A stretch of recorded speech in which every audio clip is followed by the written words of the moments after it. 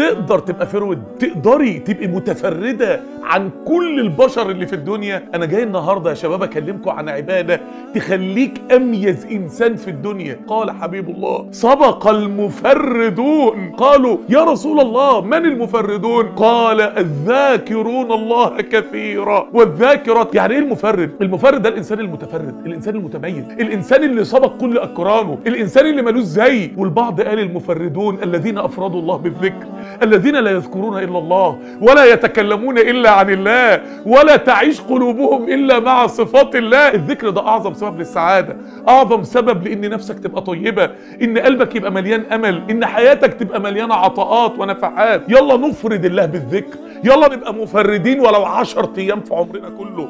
يلا سبق المفردون يا جماعه، سبق المفردون، سبق المفردون. النبي صلى الله عليه وسلم قال: الذين يهترون في ذكر الله، وفي روايه المستهترين مع ذكر الله. لما ذكر ربنا استهتر بالدنيا، استهان بالدنيا. ال10 ايام دول هم ايام الاستهتار او النهتر في ذكر الله، النهتر في ذكر الله. طوبى للمفردين، سبق المفردون.